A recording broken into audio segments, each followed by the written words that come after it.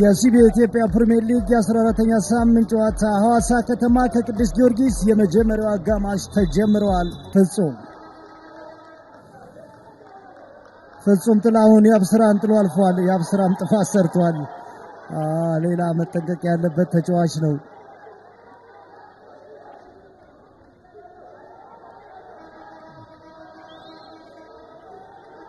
አውደም ያብስራ አቋራ ጎትሱታል። ፍጹም ካርድ መምዘዝ ነበረባቸው አዳል አቤል ያለው ነገር ግን ወንድማገኝ ማዕረግ ቀድሞ ቦታው ላይ ተገኝቷል።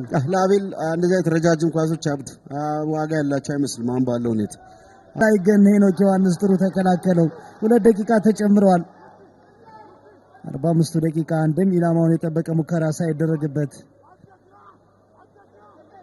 ሻኪሎ ፋሩቅና ሰይድ ሀብታሙ ሳያልባቸው ነው ወደ መልበሻ ክፍል የሚሄዱት። ቅዱስ ጊዮርጊስ ትልቁ ፕላስ ሳጥናቸው በሚገባ ብዙ አላስደፈሩ። እውነት ለመናገር የመጀመሪያው አጋማሽ ተጠናቋል።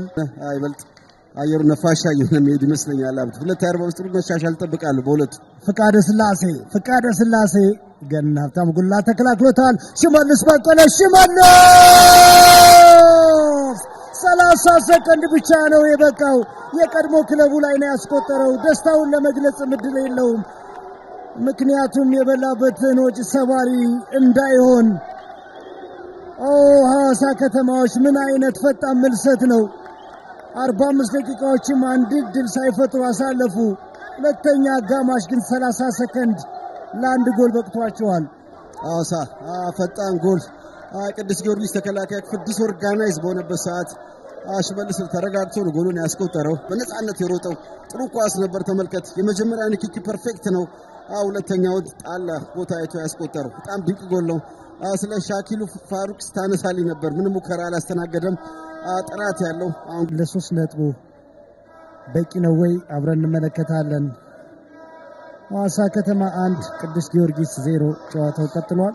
አሁን በሐዋሳ ትልቁ ለውጥ አብዱ ያሬድ ወደ አማካይ መምጣት ሽመልስ ጎል ያስቆጠረው መስመር አጥቂ ሆኖ ነው። አብዱ ያብስራ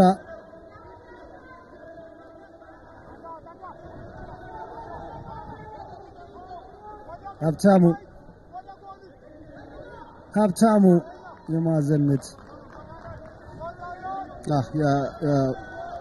ጳውሎስ ከንቲባ መውጣት ተከትሎ ወደ ሀብታሙ የግራ መስመር ላይ ክፍተት እንዳይፈጠር አጥቃቱንም መከላከሉን ሚዛን እንዲያደርግ ቡድናቸው የሚሰጣቸው ነገር አለ አይመስልም። በዚህ ጨዋታ ላይ አብዱ የሚችሉትን ጥረት አድርገዋል። ጎል ለማስቆጠር ግን አልቻሉም።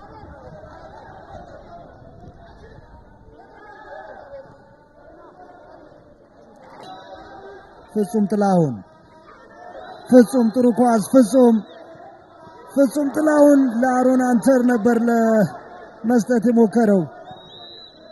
ሀብታሙ ጉልላት ሰይድ ሀብታሙ ጎል ወጣ። አዲስ ዋቱላ ተገኑ ሰይድ ሀብታሙ ምን አይነት ላይፍ ሴቨር ነው ለሐዋሳ። ጊዮርጊስ የመጨረሻ ምን አይነት ድል ነው አብዱ ያመለጣቸው። ድጋሚ ተገኑ ነው ኳስ ያገኘው አብዱ። እንዴት ነው የሳተው በመጨረሻ